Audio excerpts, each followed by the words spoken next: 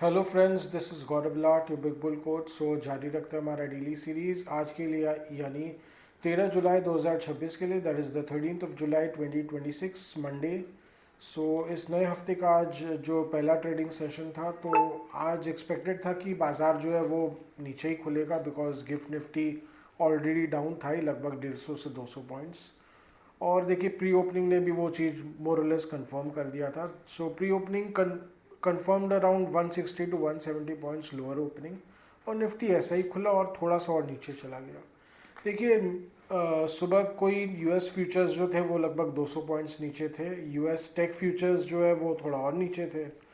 पर उसके अलावा एशियन मार्केट्स काफ़ी नीचे थे। जापानीज़ मार्केट्स में लगभग 2 से 3% रेट था। उसके अलावा कोरियन मार्केट्स तो और बेहाल थे, वो तो लगभग 8% नीचे थे। तो कोरियन मार्केट्स में अगेन आज क्रैश देखा गया सुबह को। उसके कारण कहीं ना कहीं मूड तो ख़राब था ही, मूड बेरिश था। तो उसके कारण निफ्टी नीचे खुलना था। उसके अलावा देखिए, तेल के दाम और बढ़ गए।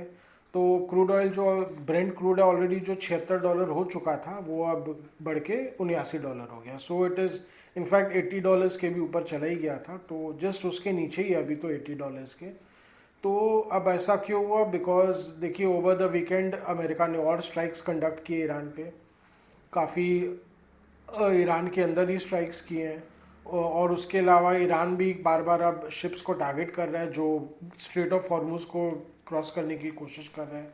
तो उसके रिस्पॉन्स ने में अमेरिका ने फाइनली आज सुबह को रिपोर्ट आई कि अ, जो स्ट्रेट ऑफ हॉर्मुज है उस पर अब नेवल ब्लॉकेड लगा दिया है ईरानियन शिप्स के लिए। So basically non Iranian ships, या जो भी शिप्स जो या ईरान के जो एलाइज है उनके लिए बैंड रहेगा, like may be like China. तो बेसिकली जो अब हम घूम फिर के स्क्वायर वन पे आ चुके हैं। तो उसके कारण टेंशन्स बढ़े हुए थे। और उसके अलावा सुबह को न्यूज़ आया था कि अमेरिका के जो एक बहुत पावरफुल सेनेटर है लिंजी ग्राहम, उनका वो इलनेस के कारण डेथ हो गया है, एक ब्रीफ इलनेस के कारण। बट कहीं ना कहीं एलिगेशंस है कि उनको शायद असैसिनेट किया गया है। ये हुआ है ठीक उनके यूक्रेन दौरे के बाद। यूक्रेन का भी ओवर द वीकेंड उन्होंने दौरा किया और उसके बाद ही उनका जस्ट डेथ हुआ। तो कहीं ना कहीं there are allegations that he has been assassinated by likely due by poisoning. So उसके कारण भी अगेन ये सब कई सारे फैक्टर्स एक साथ थे, तो मार्केट का मूड तो ख़राब होना ही था। तो सुबह खुलते के साथ निफ्टी जो है वो ऑलमोस्ट 200 पॉइंट्स नीचे चला गया। निफ्टी जस्ट टेस्टेड 24,200 और 24,000 ऑन द स्पॉट। उसके बाद एकदम शार्प रिवर्सल देखा गया। कहीं ना कहीं वहाँ से मुझे लगता है जो भी शॉर्ट्स ने कवर करना शुरू कर दिया। उसके अलावा भी सेलिंग एग्जॉशन आ ही जाता है ना, जब ऑलरेडी बाजार एकदम से नीचे खुल ही गया तो सेलर्स जो है वो भाग जाते हैं मार्केट से।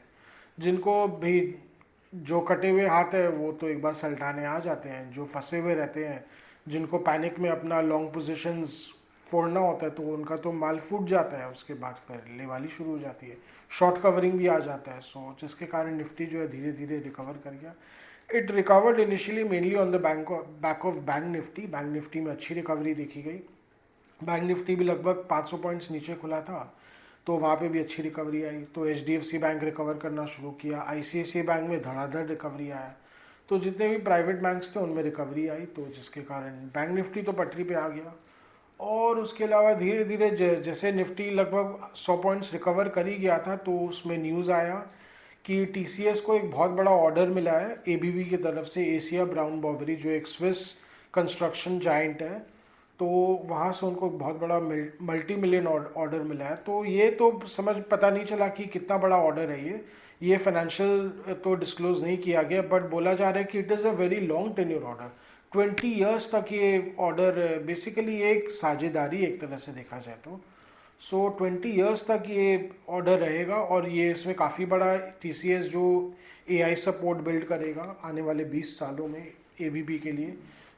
ये मुझे जहाँ तक लग रहा है, गिवन जो मार्केट में रिस्पॉन्स देखा गया, it could be a multi billion dollar order, not a multi million dollars order.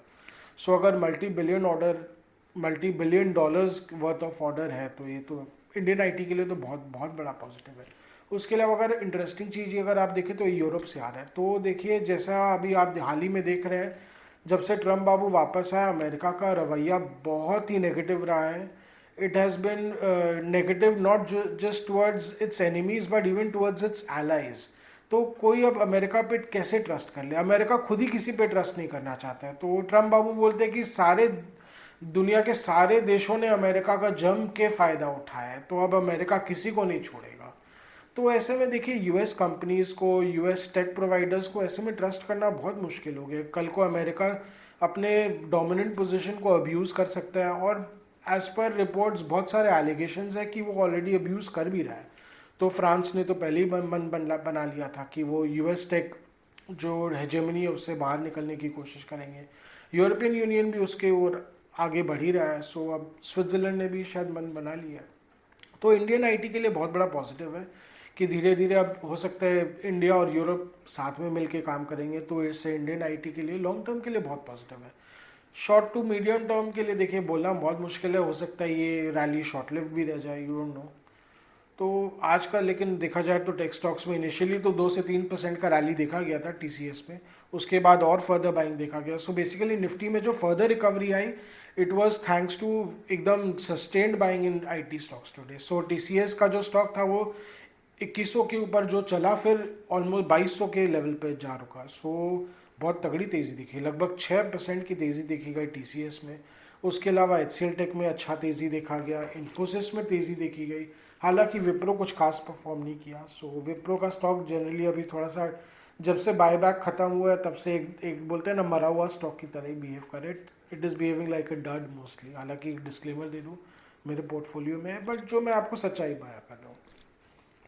सो बाकी आईटी स्टॉक्स में तो थोड़ी जान आई, तो दैट वाज गुड। तो बेसिकली जो मार्केट रिकवरी किया, so basically it was on the back of IT and banks only. Old economy में वीकनेस था, रिलायंस इंडस्ट्रीज ले लीजिए, अदानी ग्रुप थोड़ा सॉफ्ट था, अल्ट्राटेक सीमेंट उसमें वीकनेस था। सो ओल्ड इकोनॉमी स्टॉक्स तो वीक ही थे आज। उसके अलावा एफएमसीजी सेक्टर में आज थोड़ी वीकनेस थी, एचयूएल में थोड़ी वीकनेस थी 1% की, आईटीसी भी सॉफ्ट था। सो वो एफएमसीजी तो देखिए ज़्यादा कुछ कर नहीं पा रहा है। तो मेनली दारोमदार तो आईटी ने आज संभाल लिया सरप्राइजिंगली, पर यहाँ से निफ्टी कितना बढ़ पाएगा बोलना बहुत मुश्किल है। निफ्टी तो इनफैक्ट आज फ्राइडे के कंपैरिजन में निफ्टी ने आज नया हाई छुआ, तो दैट वाज रियली इंकरेजिंग, पर अगेन सस्टेन नहीं कर पाया क्योंकि सॉरी कहीं ना कहीं देखिए बाइंग एग्जॉशन आ जाता है, तो उसके कारण Nifty manage to close in green, almost flat आप एक तरह से बोल सकते हैं। 24,200 के ऊपर तो बंद हो गया, बट प्रॉब्लम ये है कि गिफ्ट निफ्टी अगेन डाउन है। तो गिफ्ट निफ्टी ऑलरेडी 80-90 पॉइंट्स, लगभग 60 पॉइंट्स नीचे, तो विच इंडिकेट्स 80 to 90 पॉइंट्स कल निफ्टी नीचे खुल सकता है। अमेरिकन मार्केट्स तो वैसे ही पड़े हुए हैं, जैसे थोड़ा बहुत रिकवर करते हैं फिर नीचे चले जाते हैं। सो और उसके अलावा मूड तो थोड़ा ख़राब है ही। तो जे देखिए अब मिडल ईस्ट में तो हम एकदम स्क्वायर वन पे आ चुके हैं। तो अमेरिका ने तो नेवल ब्लॉकेट वापस लगा दिया है। ईरान ने जो अभी जो भी टॉक्स चल रहे थे अमेरिका के साथ, पीस टॉक्स चल रहे थे, सारे के सारे सस्पेंड कर दिए। इस्लामाबाद में टॉक्स पर शेड्यूल्ड विद यूनाइटेड स्टेट्स, वो उन्होंने उसको कैंसिल कर दिया है। अब ईरान तो नहीं आने वाला है।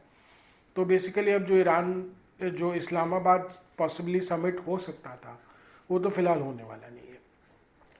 सो कहीं ना कहीं देखिए अब ट्रस्ट इश्यूज वापस आ ही चुके हैं। अब लिंजी ग्राहम को लेके काफ़ी अटकलें हैं। कोई बोलता है कि ईरान ने उनको असैसिनेट किया, कोई कुछ लोग ये भी मानते हैं कि वो बहुत बड़े रशिया बेटर थे, बहुत एंटी रशियन थे वो, तो रशिया ने हो सकता है उनको असैसिनेट करा दिया। And it is plausible given वो यूक्रेन से ही वापस आ रहे थे। So you don't know, but at least इसको लेके अब थोड़ा गेमा गेम ही रहेगा, टेंशन्स रहेंगे।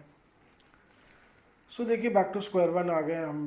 तो निफ्टी ऐसे में मुझे जहाँ तक अब लग नहीं रहा कि 24,200 के ऊपर चल भी पाएगा।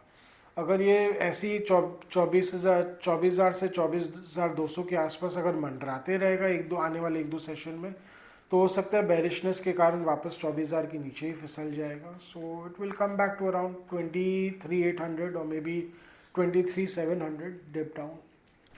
तो वैसे ही निफ्टी बड़ा रहेगा, क्या कर सकते हैं। और हाँ, अनलेस की कोई मेजर इंस्टीट्यूशनल बाइंग आए, स्ट्रॉन्ग इंस्टीट्यूशनल बाइंग आए तो अलग बात है। लेकिन आज एफआईएस ने तो फिर से बेच दिया। मुझे जहाँ तक लग रहा है आज एफआईएस ने आईटी स्टॉक्स को बेचा है। आईटी स्टॉक्स में जो लिवाली आई थी उसमें एफआईएस ने हो सकता है माल पिलाया होगा, और उसके अलावा थोड़ा बहुत उन्होंने बेचा ही होगा, because crude oil prices again are on the boil. तो क्या कर सकते हैं, Indian markets are sell in such a situation. और आज रुपया भी आज काफ़ी कमज़ोर था, रुपया जो अब वापस 95-50 के ऊपर चला गया, दैट इज़ 95-50 के ऊपर चला गया, that again is concerning. But कहीं ना कहीं देखिए रुपया भी आरबीआई हो सकता है वीक होने दे रही है बिकॉज एशियन करेंसीज बहुत वीक है।